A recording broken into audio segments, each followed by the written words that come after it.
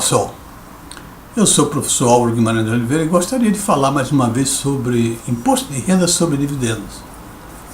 E nesse título que eu estou dizendo aí, tem uma conotação muito importante, não é? Imposto de renda sobre dividendos é a ponta do iceberg. O que eu quero dizer é o seguinte, que o problema é tão simples, que os economistas estão sempre errando sobre isso, porque toda vez que há uma crise que quer aumentar as receitas do governo, uma das coisas a serem pensadas, antigamente ou precisamente, a grande e esmagadora maioria dos esquerdistas acha que deve tributar o dividendo, porque o dividendo é um dinheiro que cai no bolso do rico. Mas o direitista também, ele acha que deve aumentar a receita do governo através do pagamento do dividendos do pagamento de imposto de renda sobre dividendos. E eu fico olhando o pagamento do imposto de renda sobre dividendos já existe e há muito tempo. Quando o imposto de renda sobre dividendos começou a ser cobrado?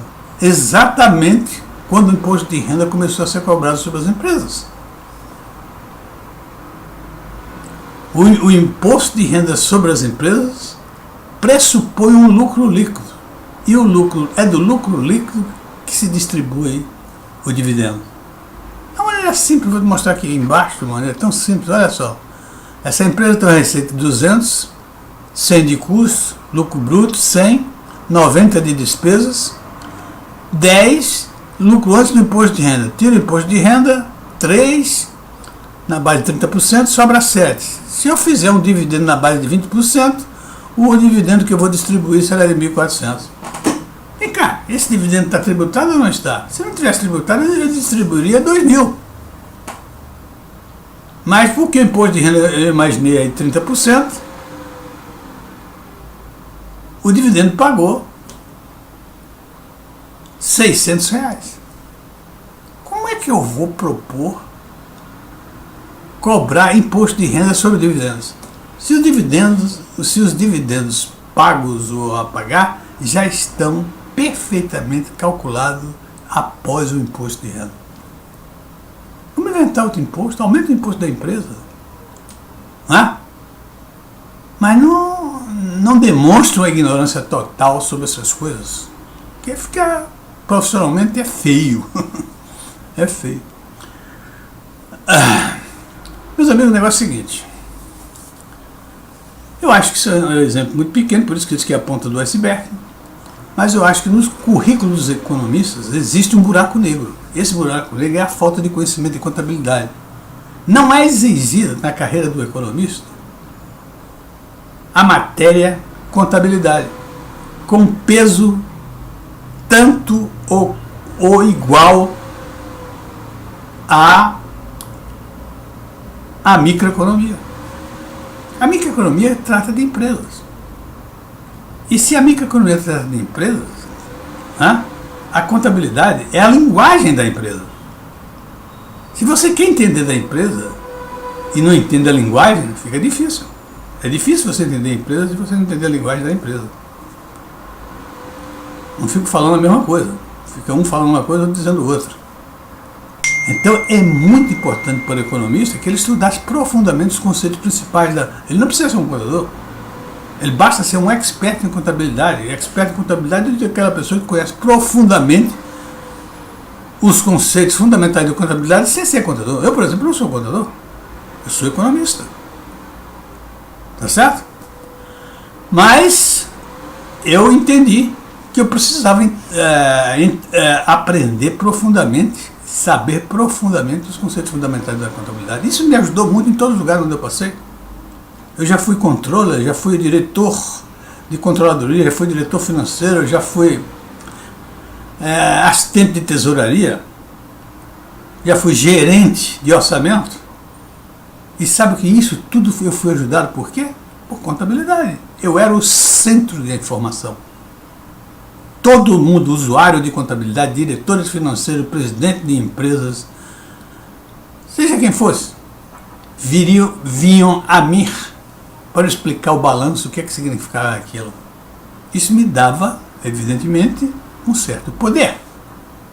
Não me queixo sobre isso. Mas, às vezes, a fila era grande. Era muita gente na fila esperando para que eu desse informação sobre o balanço. Uma informação, muitas vezes, desse tipo aí. Tão boba e pequena quanto esse. Por isso que eu acho esse buraco negro existe na formação do economista. E quem avisa, amigo é. Eu acho que os economistas que ainda pensam em desenvolver a carreira com grande capacidade, mostrar uma grande capacidade nas suas atividades profissionais, devem preencher esse buraco, estudando os conceitos fundamentais da contabilidade, que não são difíceis, são fáceis de entender, você pode aprender com facilidade, e preencher esse vácuo, evidentemente a sua carreira vai deslanchar com mais facilidade. Olha, outra coisa que eu vejo, na época das vacas magras, como está acontecendo agora com o Brasil,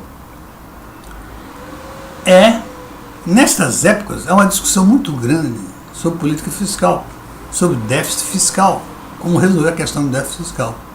E eu noto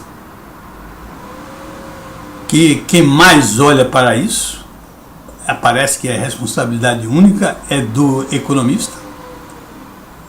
Existe uma verdadeira confusão de conceitos, porque eles não entendem a diferença entre os diversos conceitos que são evidentemente necessários, absolutamente necessários para que se entenda o processo, a política fiscal, o déficit fiscal ou o superávit fiscal. Na realidade, isso é uma equação contábil. Receita menos gastos.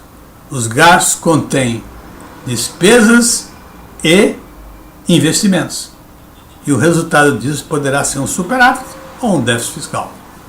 O problema grande é que os economistas não sabem a diferença entre despesas e investimento, ou custo.